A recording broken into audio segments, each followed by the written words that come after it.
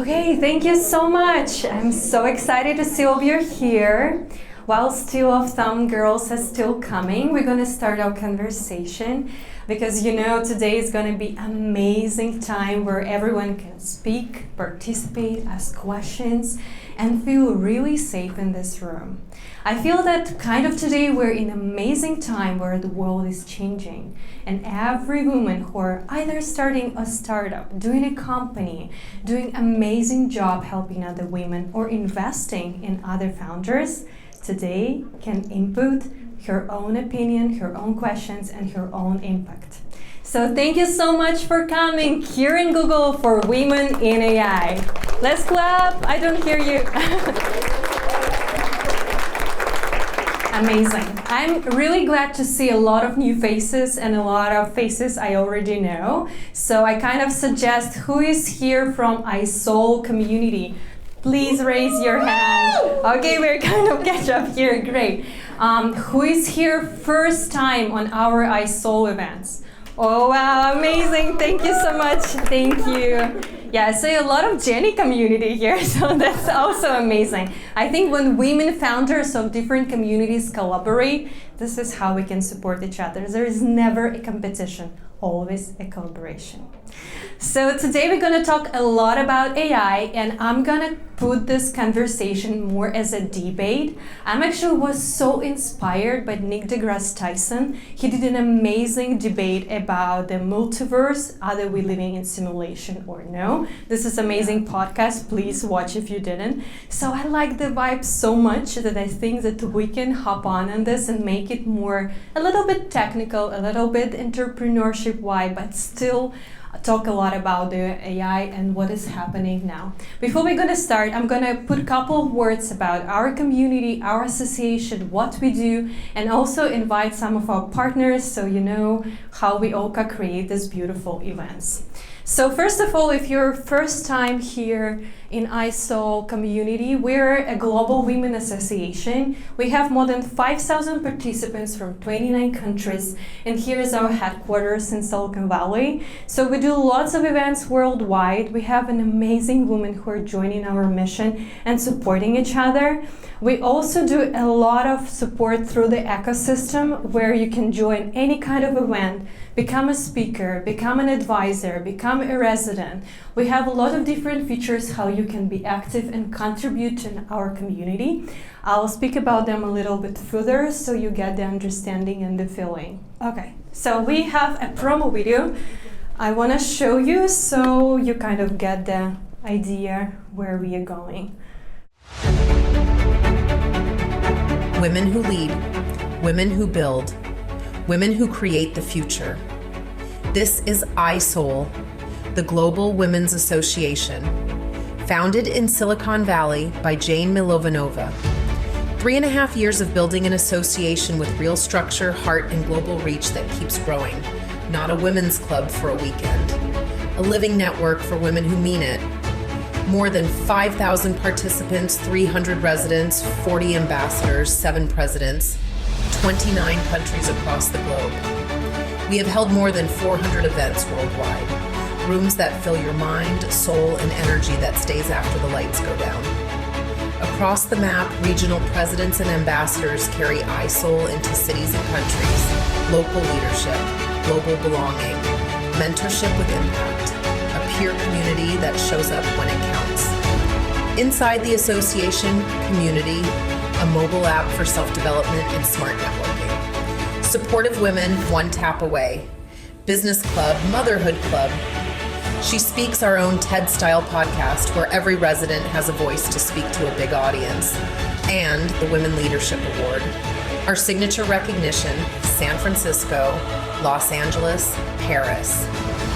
Stages where extraordinary professional ability is named out loud and honored in public. We identify, convene, and elevate women of extraordinary professional ability. Women's success compounds when they stop competing and start multiplying. Our mission, elevate the mindfulness of humanity through the hearts of women. Every woman can contribute. Together, our voices sound much louder. Join our mission. So yes, join our mission. This is very inspiring to me because, you know, I'm the one who started it from scratch. I'm the one who invested $200,000 when no one believed it can work. And I'm the one who's standing here today because I truly believe that we're creating something amazing. I saw this today for 3.5 years, and I think it's a kind of celebration because the community always goes and flows and it changes. So it's something really beautiful that we can co-create together, and you're still here with me. You're doing an amazing job at contributing everything you do for our mission, because I truly believe that Women's Heart is a changing thing for our humanity. If we bring more women into the leading positions everywhere, if every woman would be a president, we don't have so much wars. And we don't have so much things that are destroying our people. So, because women know how to bring a life, right? So about different opportunities. So we have the She Speaks, as you saw, we have an amazing YouTube podcast. So if you would love to speak and you're having some, you know, like you're trying to find a place where to speak, please come to ISOUL. We are having our own podcast where every woman can hear. We do it offline, online. So please feel free to talk to us if you want to come and join us and speak on our She Speaks event and YouTube podcast. We also do have our ISOUL Leadership Award, and we used to do it here in San Francisco and in Los Angeles in March, and now we're doing one in Paris.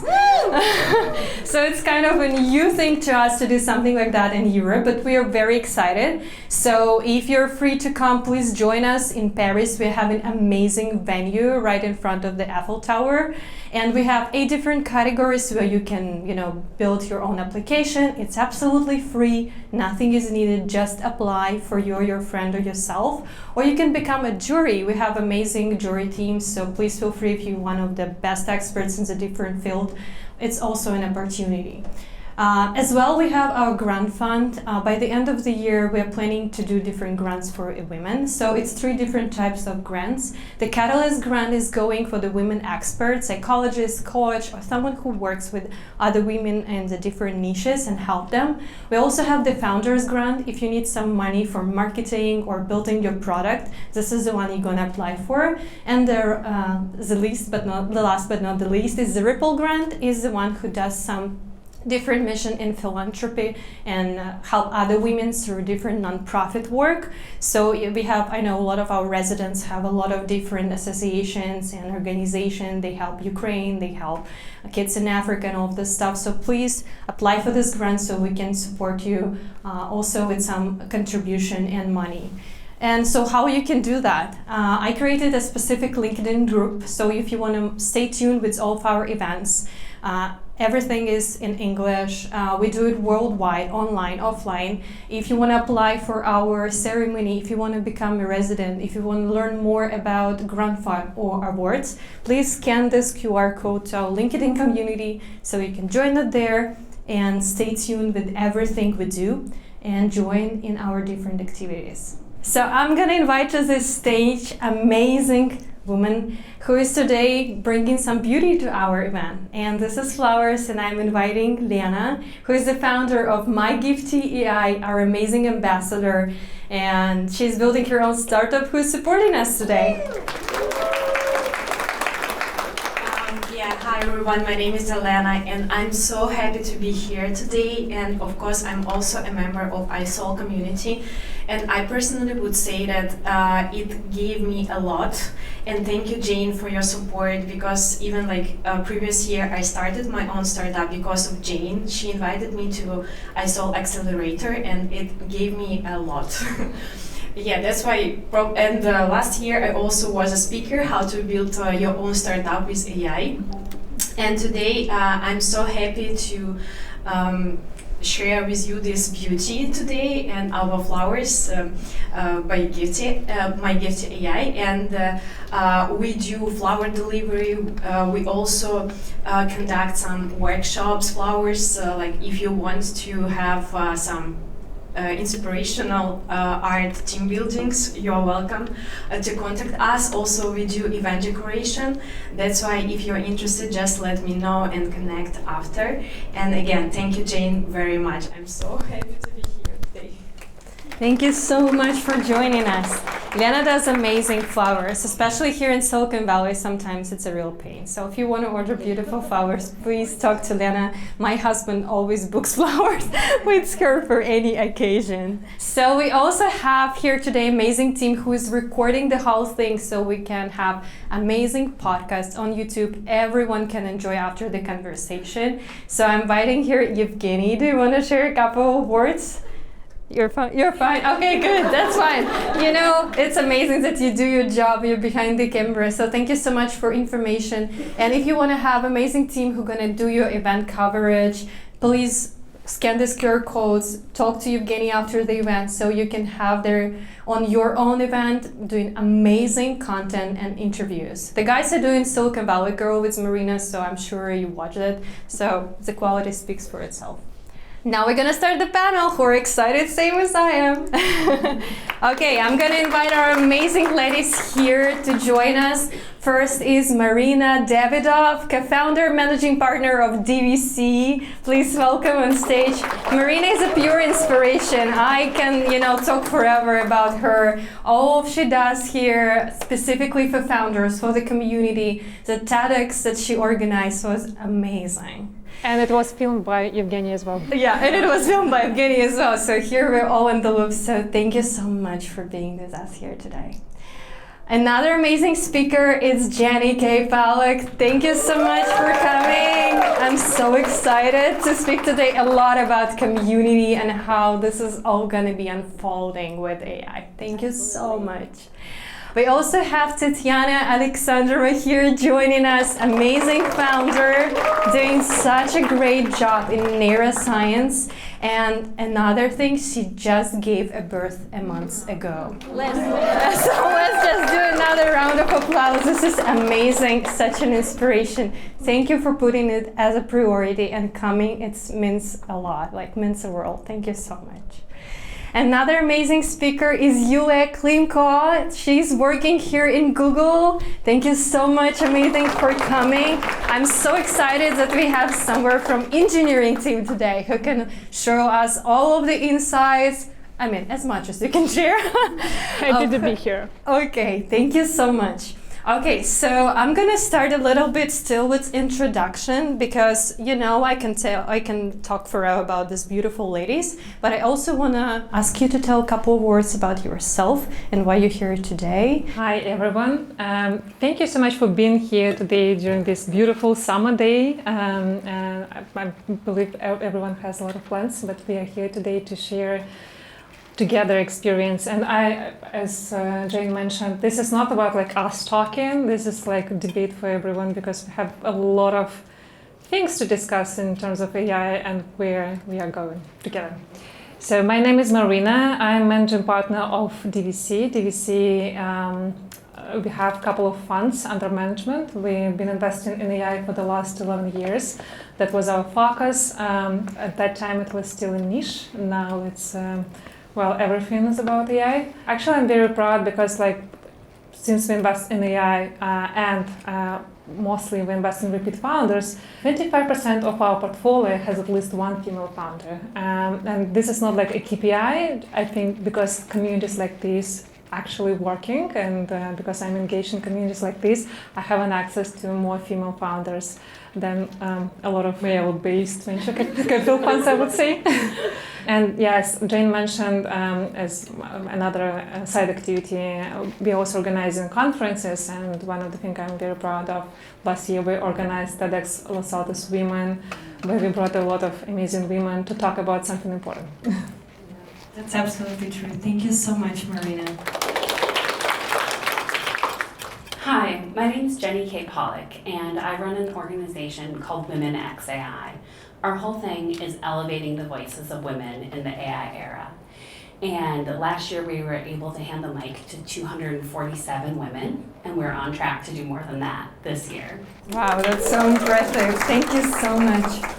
Hi everyone, my name is Tetiana, and Jane, thank you very much for inviting me, and thank you guys, girls, I can say girls, for coming here. I've been building brain-computer interface for the last 10 years, almost 10 years, and I'm a CEO and the founder of company Subsense. And what is brain-computer interface, so for you to understand like why I'm here and why I'm connected to AI. Brain-computer interface, it's maybe you've heard something like Neuralink, some company that Elon Musk is building. So I like to call our company like Neuralink, but better in many ways.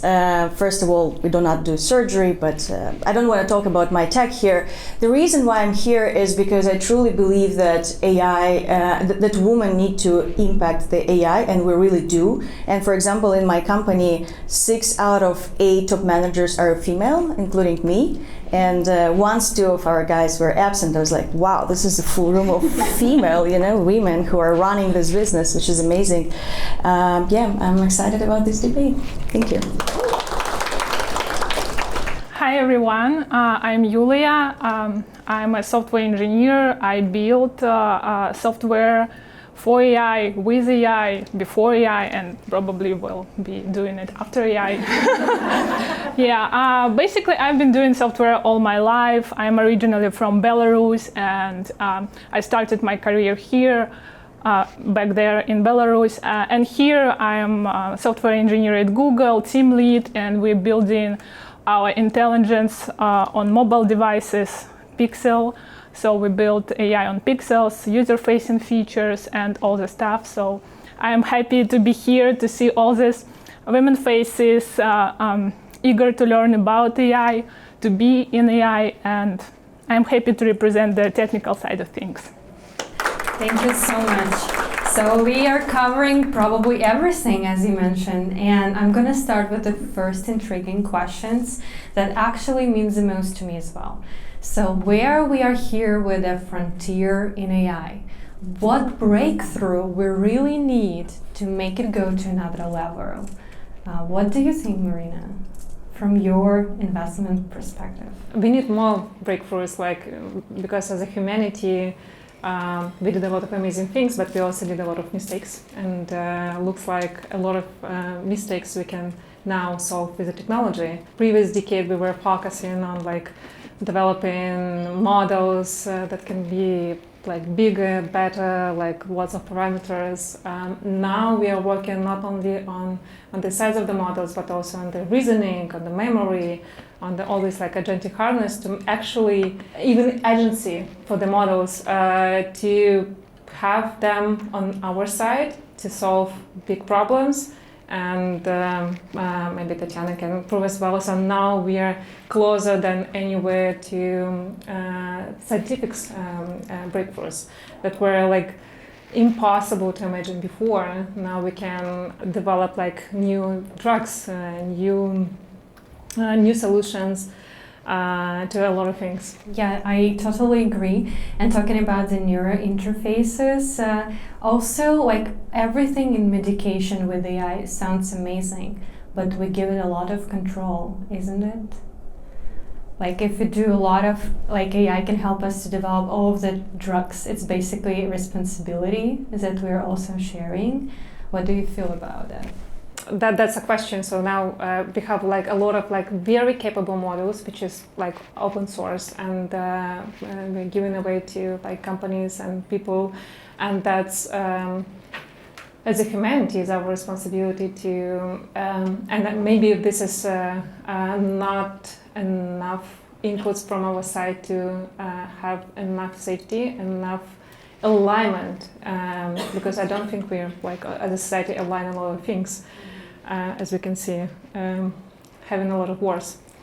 So yes, that's maybe that's, and especially right now, because AI, we used to think that AI is a software, but nowadays it's not as just a software. It's software on the top with big infrastructure on the bottom with data centers, chips and other things. That's why governments now involved in AI as much as we can see right now, and a lot of interests are collapsing at the same time.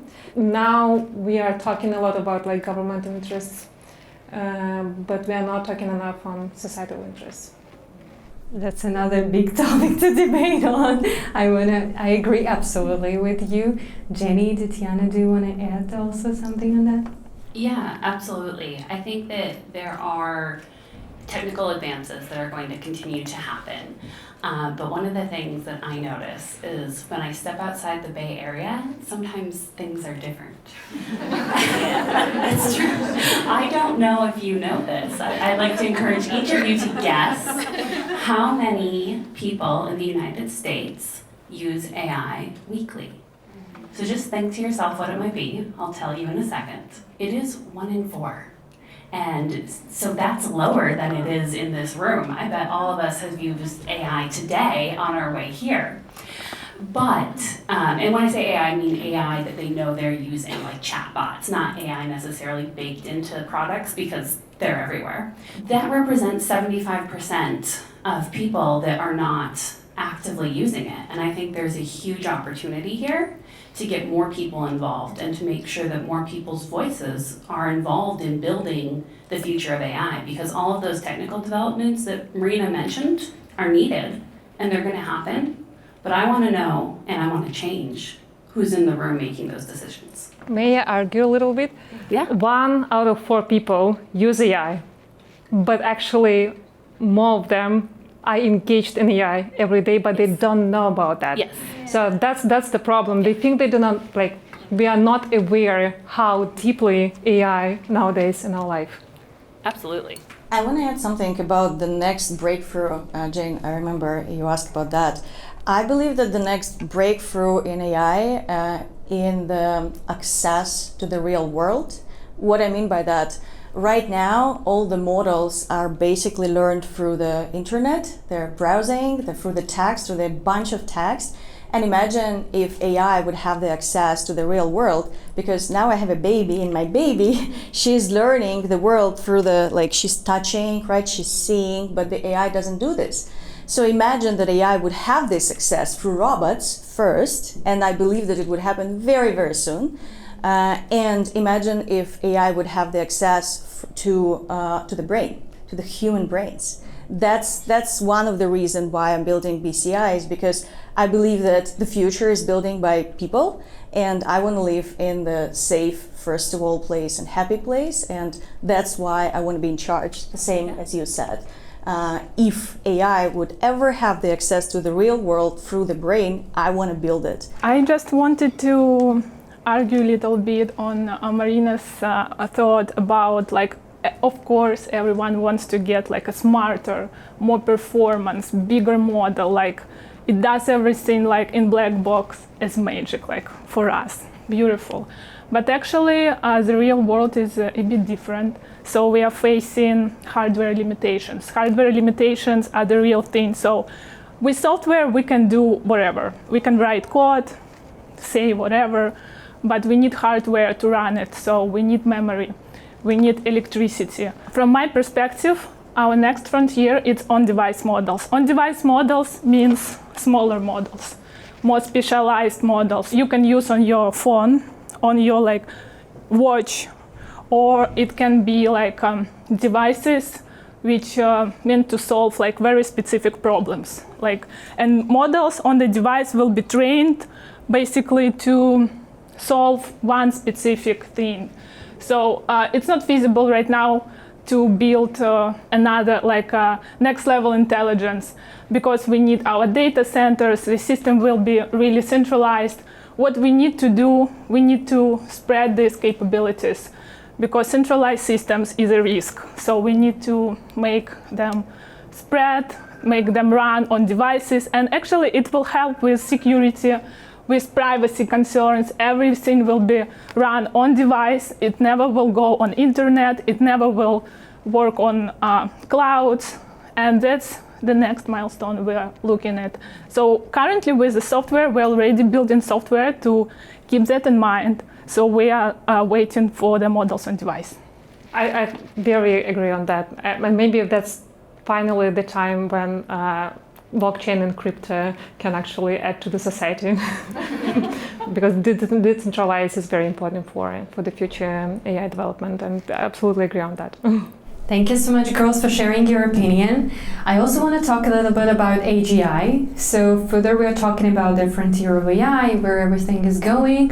If you go now and listen to Silicon Valley, different podcasts, everyone is keep telling AGI is coming, AGI is here, when is AGI? We are so close. So I want to a little bit unfold this topic and bring it more to something simple so we can discuss. So let's all imagine 2035. So it's around 7 years from now, 8 years from now. So if we are already here, like it's AGI, how we will define that AGI is already here? What will help us to understand that it's already happening? What do you think?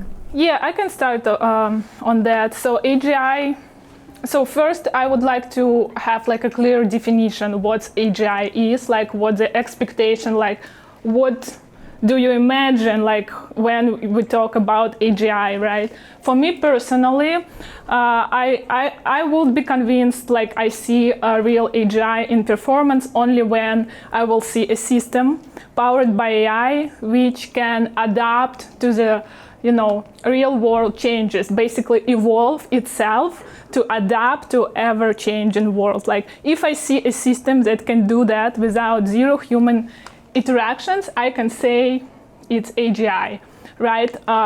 From the business perspective world, AGI would mean for me if there is an AI-powered system that can conceive, launch, and architect profitable tech startup without any human interactions. If we'll see that, like we can say, okay, it's AGI, but not there yet. I think the main question is what is AGI, because from my knowledge, humanity didn't agree on that question. And how I see AGI is, okay, I will tell you the example from my company, for example. We're building BCI based on nanoparticles, like a tiny things that we need to synthesize in the lab. And about a year ago, I came to my team and I said, hey, can we use AI so AI would predict us the best possible like formula for our new types of nanoparticles? And my team told me, hey, but we already are doing that. What do they mean by that?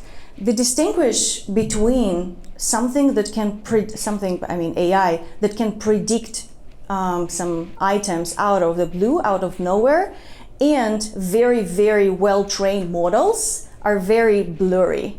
So to be honest, I don't think that AGI would happen within one night, like overnight. I think it's already happening very slowly. We don't see it really, because for example, in my company, we are training models that well that one day, like in a year or 2 or 5, I don't know, maybe tomorrow, AI will predict the best formula for our nanoparticles. And then we'll say, hey, here's AGI. But basically, we trained the model for so long, so it's already happening. That's my view of things. I've seen AGI as a bit of a moving goalpost. You've heard up here that we don't all agree on what it is. And you can see all of the, tech CEOs and pundits making these guesses of when we're gonna hit it. But if you look back a little bit, when the first time the Turing test was broke, the first time that we had AI actually beat the world chess champion and then the Go champion, at that time, people might have thought we've hit AGI. And so I would encourage all of you to think about what it means to each of you and see if those goalposts continue to move. I expect they will. I agree with the speakers, but this is me talking after my vacation finally.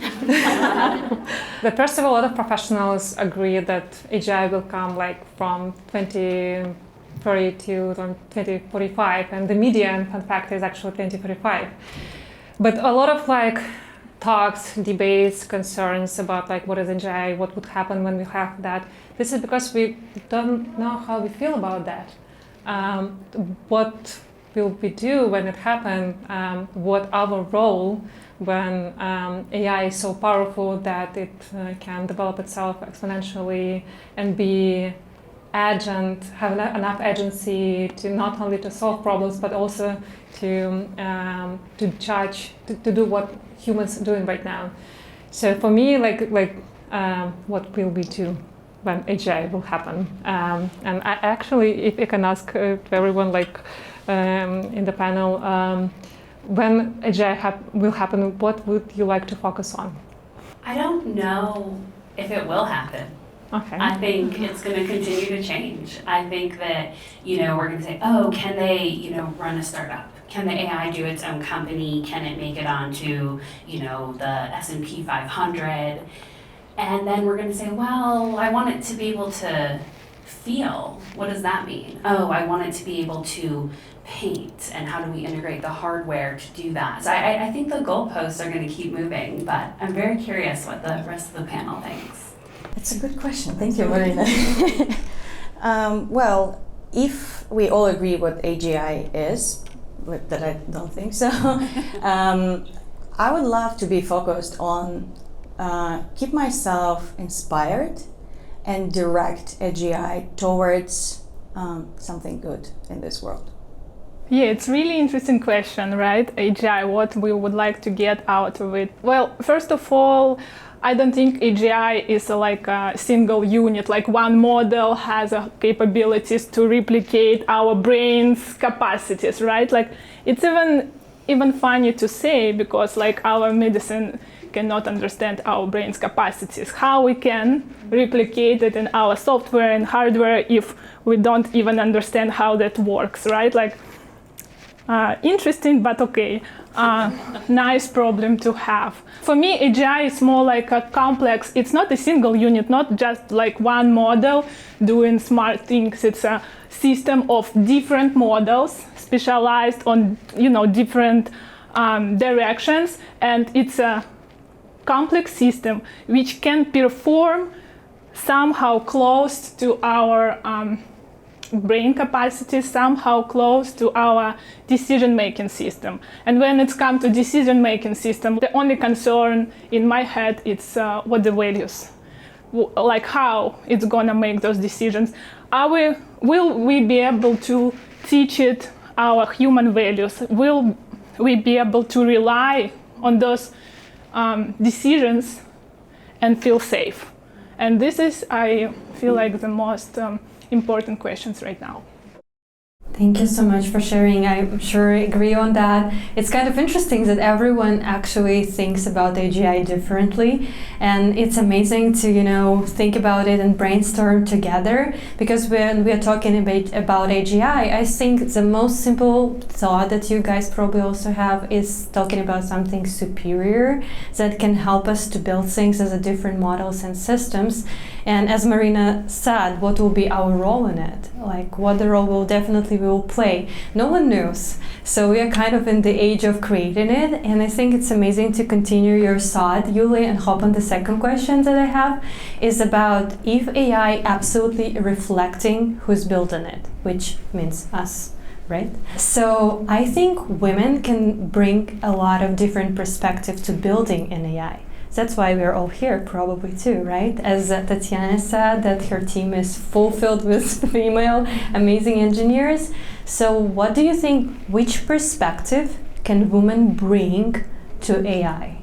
Well, if we're talking about like values, and our main goal will be to set an intent. Like, just imagine we build system, it can do everything for us, smarter, faster, better, like who we are in that system, right? Like, so for me, it's basically about intent. So the systems we build, they have to work for us. They have to solve problem human create. So those systems, they need intent, they need product guidance, they need vision, they need values. And this is what we will be responsible for. I guess if we want to get systems which will work for us, we have to understand like what our needs and make them solve those needs. And yeah, so specifically women in AI and their input, it's essential. It's basically essential, it's vital.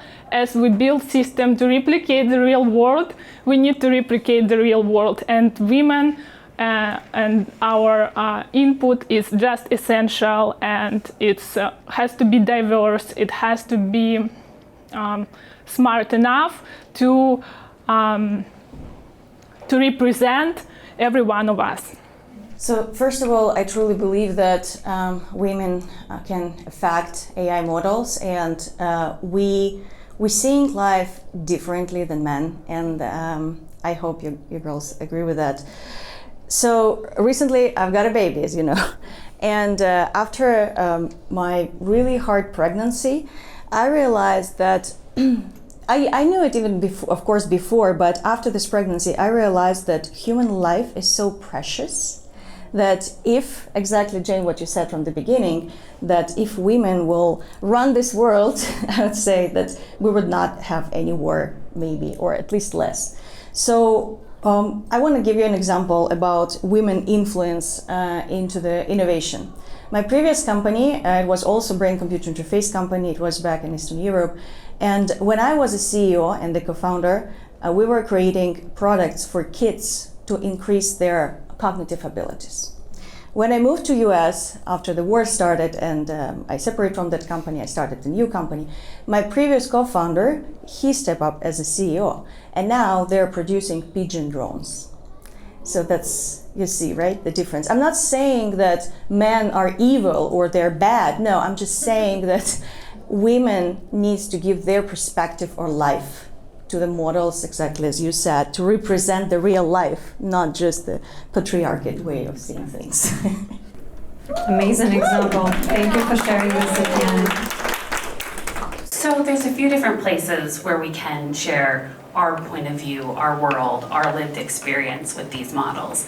Every time you interact with the model, you have the opportunity to do that. You can upvote, you can downvote. I'm sure you've all seen those as you're working with AI.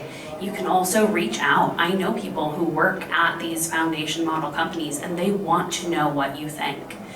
They do have those customer support emails for a reason, and you can share what your experience is like. And I think it's important to take the time to do that. The other thing is it's not just the model, it's the data that goes into the model. It is at many different points through the AI experience where bias can creep in. And there's actually a really cool video, gosh, it's actually super old, but Google produced it. And it asks you to think about a shoe, to draw a shoe. So if all of you imagine a shoe right now, think about what it is, then think about what it might be. Did anyone have a high heel? Yeah? If it was a group of guys, would we have had a high heel? I don't know, maybe less. Anyone have like Converse or tennis shoes or sneakers? Whatever it is that you're into shows up in the data that you provide when you're interacting with these models. And that happens way before you get it too, before you even get the chance to prompt it. It's trained, and data can impact that as well. So there's a lot of places that we can share our opinions and be part of it. And I think that's why all of us are here today. I would repeat everyone else that AI is just reflection. It's not just a magic tool that develops in itself. And since it's a reflection, it should be represented very diverse, and have a lot of like not only women and men, but also like different ages, different cultures, and other things. I have so many stories when there is like not a diverse group that making decisions and how it affects the results. I would name the company, but it's a very big company that making a product for women. And recently they had a board of directors mostly consist of women, but recently it has been changed to just men group. And my question to the leader was why, and the answer was because, like, you know what, we analyzed all the decision that was made by this board of directors, and we realized that they were too safe. Not risky enough, and because of everything happening right now in AI, we have to be more like risky, we have to make bold decisions. So, and men are more risky and made more bold decisions, so we decided to change mostly everyone in the group. And my answer was, what do you think, why they make these like safe decisions? Why not create safe place when women can feel that they can make mistakes? Because what you did, actually, you judge them and you punish them for making decisions, not providing safe environment where they can make these mistakes. So I really want to have more opportunities for us to make mistakes, to feel safe about that, and to make more bold decisions, not to be afraid about that, especially right now, because no one actually knows how to do and what to do. We are entering the phase where everything is changing a lot. Like there is no one business model with AI that is working. Everything is changing, and this is very important to understand as well. About what we can bring to the room as women, we have a very nice example with everyone is saying that Claude have very special tone of voice, and I believe there's a lot of proofs that this is because Daniela, the founder, had this as a product development feature to think about it, how AI is talking, what is the tone about that, and same in our fund, we also develop on AI products. And when we are talking about that, I'm making sure that we implement values that are important to me. And since we are community-based fund, it's a lot about trust, about transparency, about connections and care. Very different, I would say, because this is exactly how we can influence that. We already living in the world where a lot of products were created and tested only on male-dominated environment.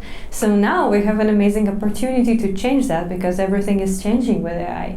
So I think more women we put into that on different perspectives by talking to the model, as Lady said, or influencing how we feel about that, becoming more female founders who actually work with AI. This is amazing, and continue talking about that. So if you're an AI first founder today, who we have as founders today, who have your own company, who are entrepreneurs, can you raise your hand? Okay, amazing. So if you're an entrepreneur and female founder, let's ask our amazing speakers. In nowadays, what do you think for founders and entrepreneurs building an AI first team, AI first company? What skills are the most essential? What is currently so important? Because it's so much changing, I would say, every day. This is such a fun question because it is changing so quickly. For me, I think that when you're building a company, AI can be a great equalizer. It can give you access to things that you couldn't access before. I don't code, but I can make a website now. I don't, know JavaScript and C++, and guess what? Lovable will do it for me. And of course, there's things to learn with that and with vibe coding, but you can really go deep on any topic you want. You can have agents working for you when you're sleeping. You can have things set up and processes set up for you and your team to go further than you ever have before. And I'm sure all of you who raised your hands have great tips, and I would love to hear about them after. But very curious to hear from the rest of the panel. All right, so I believe that one of the most important skills right now and for the nearest future at least is a good judgment. Because AI can do a lot of things, but we still need to verify everything, basically everything. And I want to tell a funny story about how to, that's totally my understanding of things, how to make a test if your company is AI native. So previously, many years ago, I've heard something that's called a bus factor, like a bus that is driving. Have you heard of it? So sometimes CEO, founders, top managers, they ask themselves, who is the bus factor in my company? What means is if this person would be hit by a bus, this company would collapse. and the top managers usually try to prevent it, So my perspective is truly AI native company is when the bus factor is AI. If AI would be killed, the company would collapse. Right now, my husband, he just started a new company a couple of weeks ago. My company, by the way, is not AI native because we started long before even ChatGPT. But my husband started a new company a couple of weeks ago. And right now, there are only 3 people. They did so many things. I was shocked. Their agents are everywhere, like operations, legal, software development, everywhere. And I realized that basically to do what they did within a couple of weeks would take 20 people at least for a couple of months. And that's amazing. It means that we all here have an amazing opportunity, especially if you just started or you're planning to start soon. Yes, it's actually a really interesting topic because my experience, I used to be a CTO at a fintech startup before AI world, like right before. And it's interesting, like I now with all this change with AI, I give it a lot of thoughts, like how I will be doing it differently, like what would it mean for me to have like AI native startup and stuff. So for me, when we say it's AI native driven by AI company, it's not about the product. Like it's not about the product with user-facing features, which serves like AI features to the user, right? For me, it's basically AI built into the infrastructure to automate operations from the day one.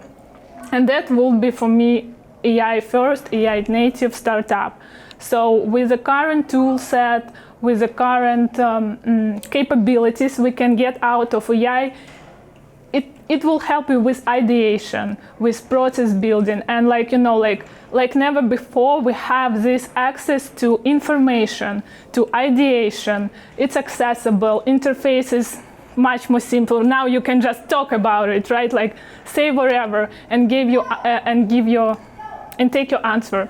So yeah, just build it into infrastructure from the day one to automate the operations and stuff, and I feel like it's a recipe for success. I don't remember the exact statistics, but most of the corporations tried AI in some way, and they made it as an adjustment or add-on to the processes.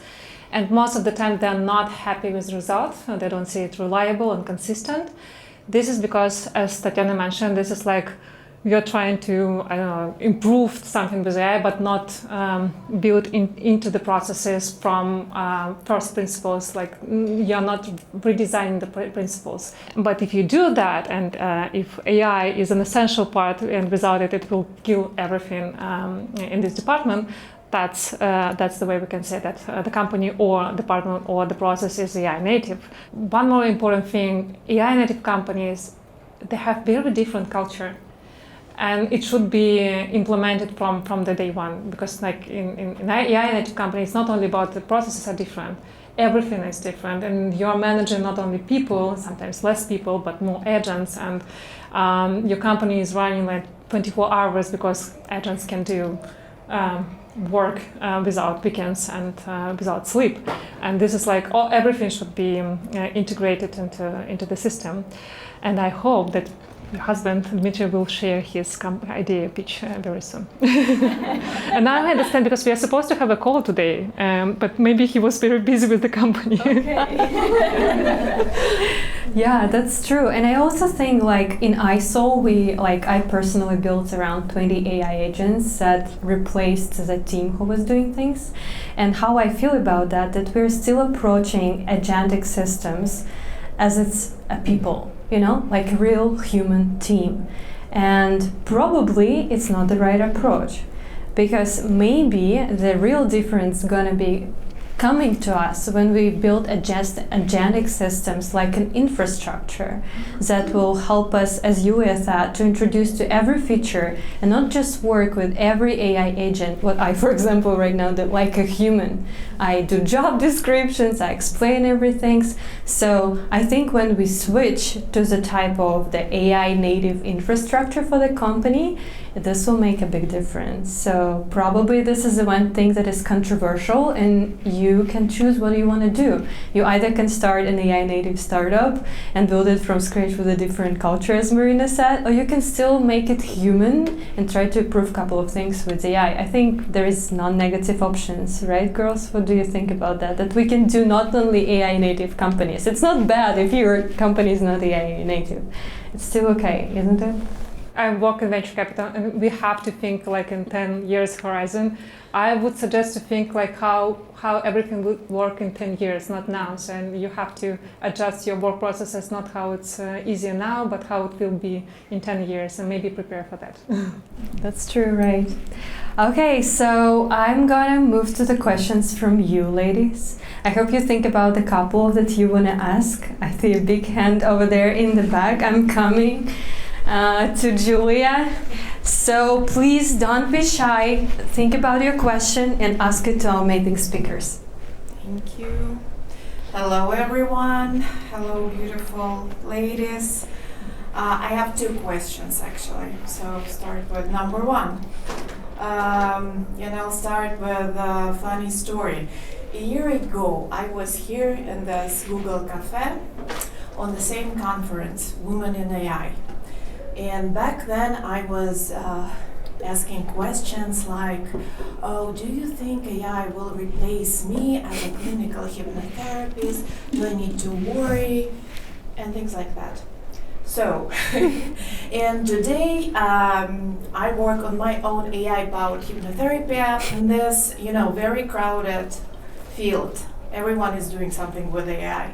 How I, as a first-time founder, can stand out in this crowd? What would you recommend, like, from your experience? I think Marina will tell you a lot about from the VC perspective. I will tell you from my own experience as a founder. Don't be afraid to be brave and do things that people never done before. Just do the way you see it. It doesn't mean, if nobody never done it before, it doesn't mean that it would not work. And sometimes it would not work, but sometimes you're going to be the first one who just do it, and just be brave, I would say. I love it. Yeah. That's exactly what I want. And please don't listen to anyone saying that it's impossible. May I share that? Don't listen to your husband. Don't listen to your husband. Artem, investor in Tetiana's company. They just recently announced a huge round. They are now unicorn building humanoid or robotic 150.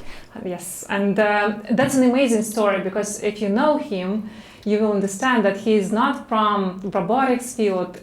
He's totally from different industry. He's actually a jeweler. He built a huge chain of jewelry stores in Eastern Europe.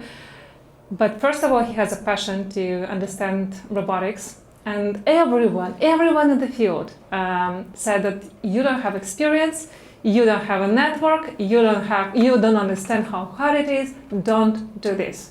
4 years later, now his company is a unicorn, and this is a great example. Just don't listen to anyone. If you feel passion to do this, just do this. And especially right now when, software is not a mode anymore. What is a mode is understanding your customer, and if you understand how go-to-market strategy, if you have a distribution to them, you understand their needs, and you have a domain expertise in your field, just do it. You will make mistakes, that's fine.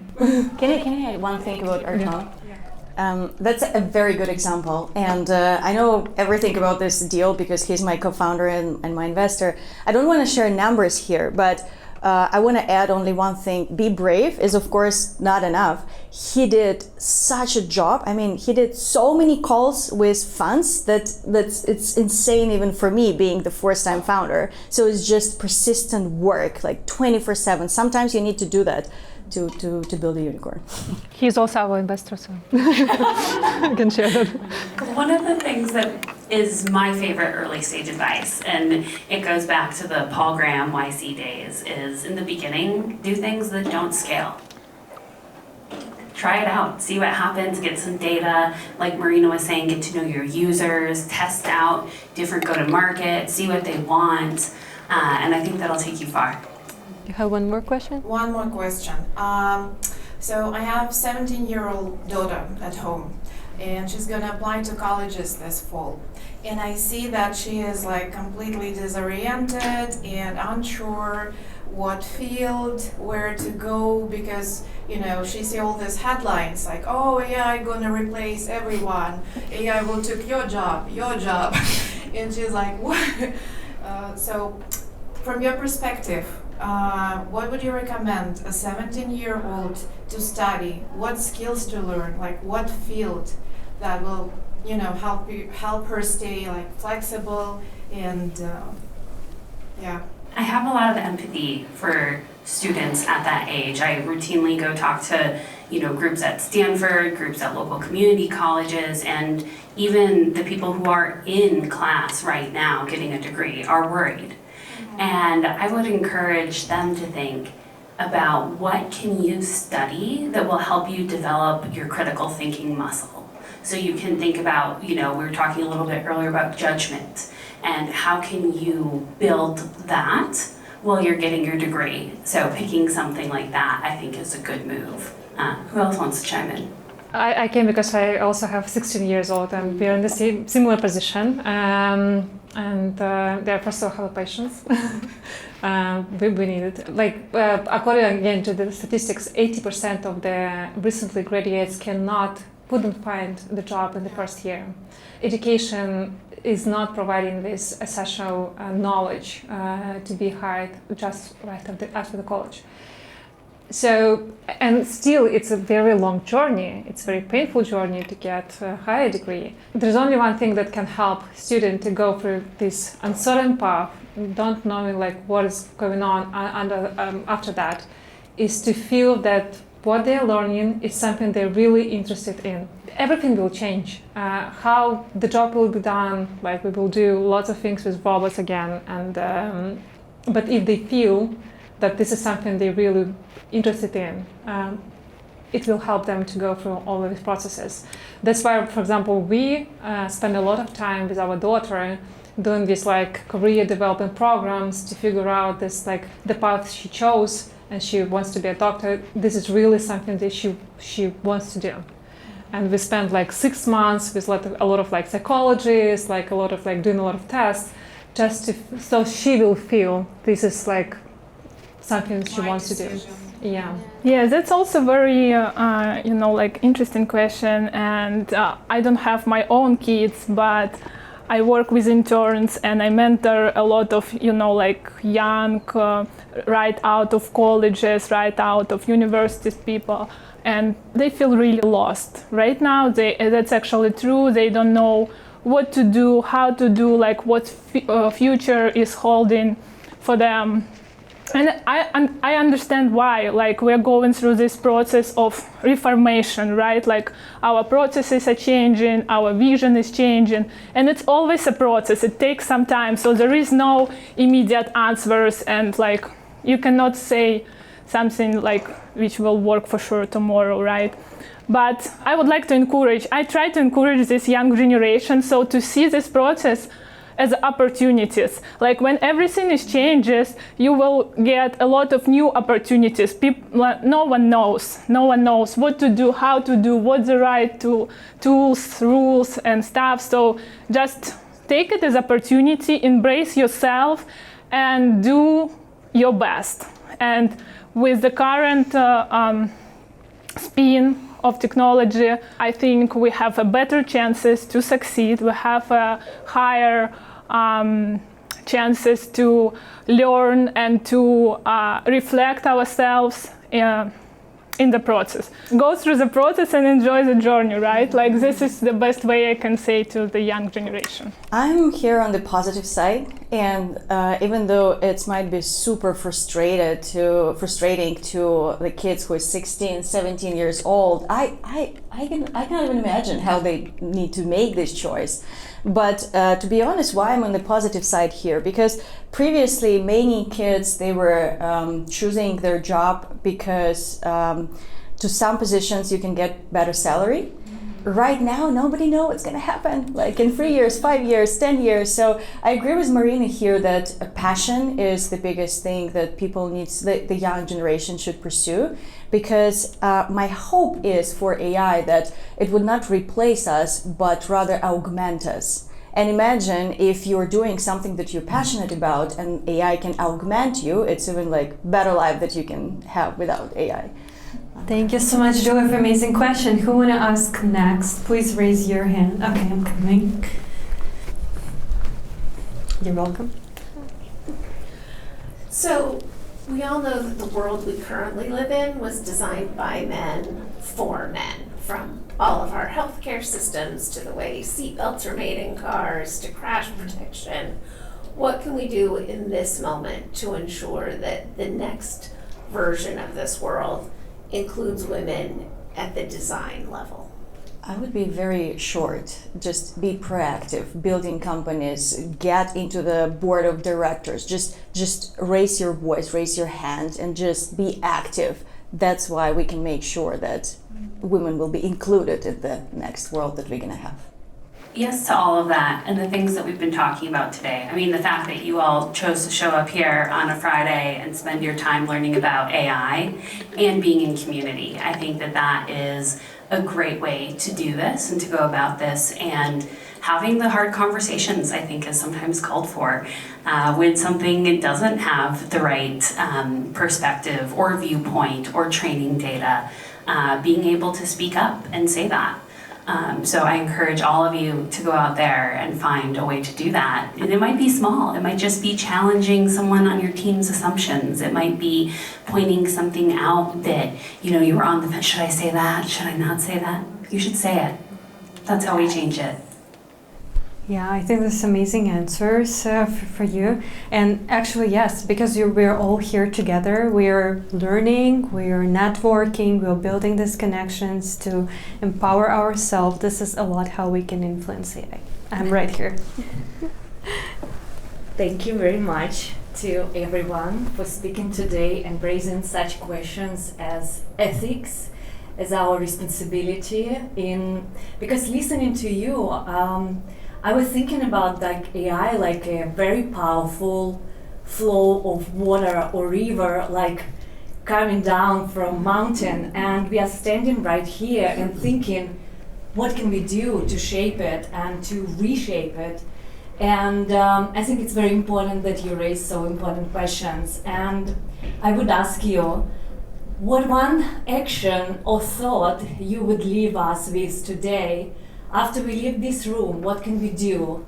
One action or one thought to think of, how we can help to shape this future of AI. Can I see the hands again of who is a founder? Keep them up. I encourage each of you to support one of these women.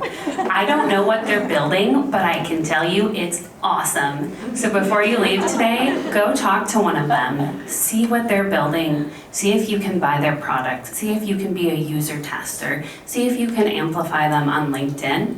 And I think by doing that, you'll see some ripple effects and we can change things. Amazing. Yeah, just a quick note on that. So our perspective is important on all layers. Like either you build it as a software, either you think about it as a product manager, or you're like a founder, you building the processes to make it happen. Everything matters. Just walk out of this room and act as you own it. As you own AI, and it's your baby, it's your tool, it's meant to be for you, and it's meant to be made by you, and just act accordingly. I would repeat something I already said throughout this panel, is just be brave. Just don't wait until somebody asks you, just raise up your voice and own it. Yeah, I agree 100%. And just be brave. Listen to each other and help each other, because I shared with a couple of you my thoughts that there's certain strategies to the stress, to the conflicts, which are typical for men, to freeze, to fight, to run, but there is one more strategy which is common for women, is to tend and befriend, and this is how we are surviving. This is our survival strategy, because we are very good at carrying each other, uniting, and we can be very strong, not alone, but as a community. And as girls mentioned, supporting each other, and to do one action after this event where you can help someone here, it's already a big deal.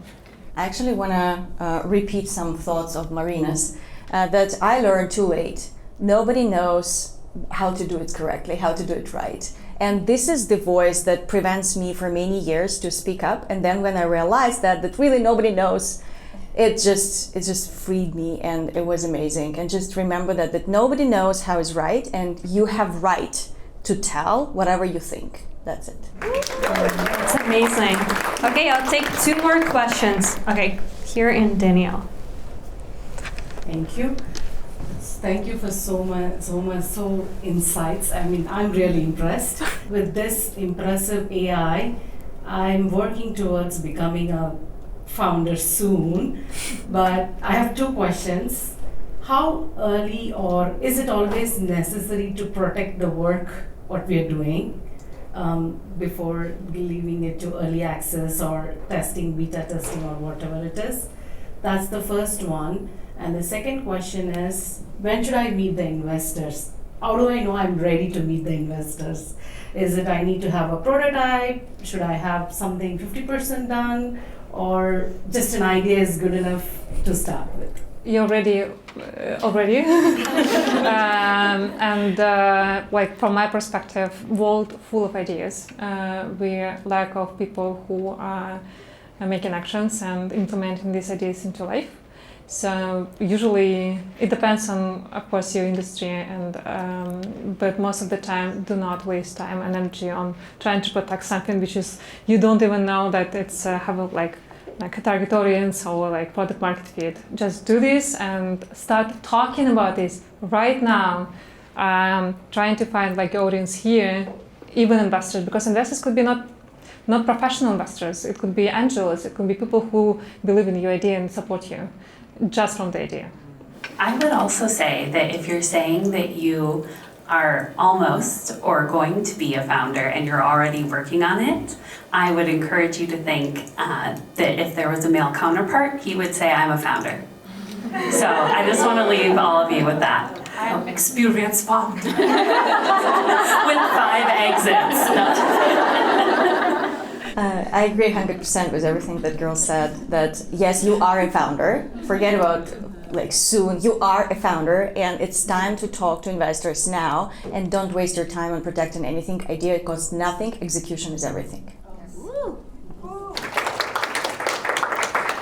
Yeah, agree with everything. Like the moment you start to think about idea and you ask your first question to AI about how to make it right, you're a founder. Yeah, and you can start your finding journey, I guess, even talking to your friends. You know, like it can be anything. High level, we just to make sure we're like solving real life problems. And this is what's going to drive the profit, right? Like the problem has to be solved. And this is more important. Amazing. And one last question. I saw a hand over here. Hi. Well, first of all, I just wanted to say thank you, Jane, for organizing this. It's amazing. This is my first time at an event where it's like all about AI, so I'm actually very excited. And thank you all, ladies. My question is about when you have a lot of media influence all over the world that talks about AI, I feel like more on the negative side and instilling like scarcity mindset. How would you be, which is also a place to be, because we don't want to be radical and think only positive things to create safety and protection. How would you be encouraging people around you, or like sharing, not only like focusing on the negative and like being scared of it, but also like focusing on the good things? How do you share that with people around you, so that instead of instilling or feeding their fear, you can be an encouragement and uplifting with, having reasonable, having balance, healthy balance? I can start. I believe that the scarcity around AI around the world is the same as like news. News needs to be catchy, something dangerous and something about blood or something of war, whatever. Because people love it, because for a majority of people who lives the ordinary life, it's something that catches their attention, right? But for example, I'm on the positive side of things in life in general and in AI as well, and I'm just sharing my perspective without trying to repeat everything that we can see and use. I'm just seeing the way how I see it, and I share it like as today with you guys, girls. I'd add to that as you're experiencing it, just talking about it and searching out those different viewpoints, if you're really excited about AI, go chat with some people who aren't.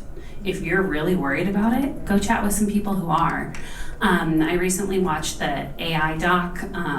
You can stream it, but it goes on both sides, and it interviews, all the big names and talks about, what's great and what's terrible, and the director's in the film a lot, and it shows his journey. And we're all gonna have journeys like that. Some days I'm like, yes, this is great. And other days I'm like, what? Why can it not get this recipe correct for the breakfast quiche I'm making for brunch? I'm worried. So you're gonna have a roller coaster. And I think if we talk about that as it's happening, we can help shape where that roller coaster goes.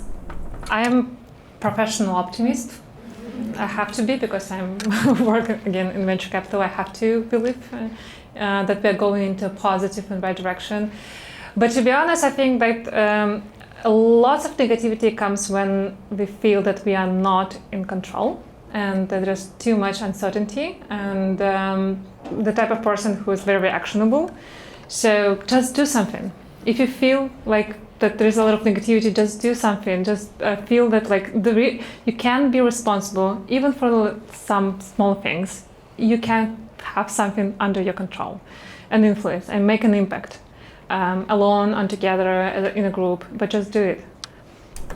Amazing. Thank you so much for sharing. I think this was so inspiring, right?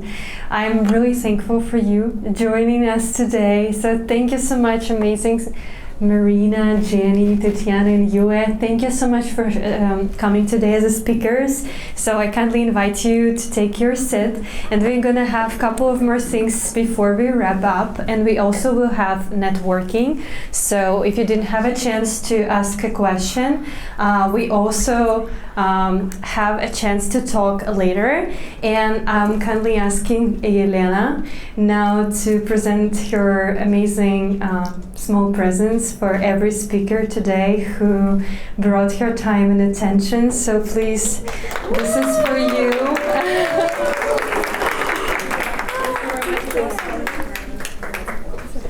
Yeah, thank you so much. This is for your amazing time, amazing inspiration, incredible experience. And one of the quotes that Marina one time told me is that when we unite, we amplify each other's voices. And this is how we've been heard as a community. Because when one woman founder starts speaking, it's one woman founder. And when we're all together, it's amazing. It sounds much louder. So I also want to invite to this stage two amazing ladies who are here today with me, because ISOUL wouldn't be the community like that without the presidents. As you know, we have 7 different chapters across the globe. We have a chapter in Dubai, in Tel Aviv, in Europe, in Los Angeles, in New York, in Georgia, in Tbilisi, and in Los Angeles. And 2 of the presidents came here today for our event, and I'm so thankful to be always surrounded by my leading team. So I kind of want them to share a couple of the words and come here on stage. Anna Nosek is our president in Los Angeles. Please give her a round of applause. And she's amazing president who does so much work here in LA. And I can be more than grateful than having such an amazing partner. I call her partner in prime, because we're all in prime era. So this is Anna, and do you want to share a couple of words? Thank you, my love. Ladies, I'm so happy to be here, to see each other. And I'm a mom, I'm a wife, I have 3 boys, and be here with you, it's amazing, so much energy for me. And ladies, I was standing there and thinking, just thinking about it. Only 10 years ago, the world we live in today, exist only in movies or stories. And right now, we are not just witnessing this future, we're building it. That's amazing. So enjoy this day, this networking, and thank you so much, our incredible speakers. You're amazing. Thank you so much, my dear. And another amazing president is Angelica. Would you come here also on stage and share a couple of words? Thank you so much for coming. Hi everyone. I'm so happy to be here. You see, to be happy, it's a feeling. To be, it's my essence. And Jane, thankful in my heart for your trust. You see, and here it means not online, we are here today and now. Because today I've noticed so many people I've seen only on Telegram, on Instagram, on our Zooms in our community, and oh my God, you're so beautiful. But you see, you're all beautiful in your hearts.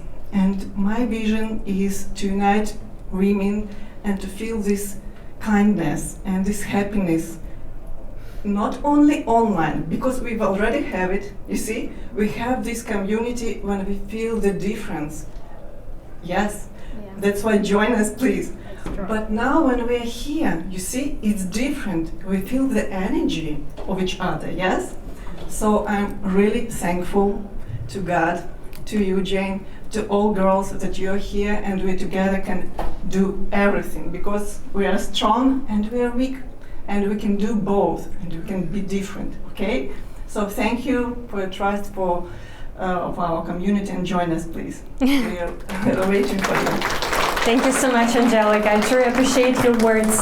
So girls, now we are moving to more informal part. Please network, meet the girls you see for the first time, talk to someone you don't know, because this is we all hear about, right, too, and talk to the girls you haven't seen for a while. After that, around 2:30, we're gonna move over there, and who wanna stay for lunch, enjoy the Google Cafe food, please do. Thank you so much for coming.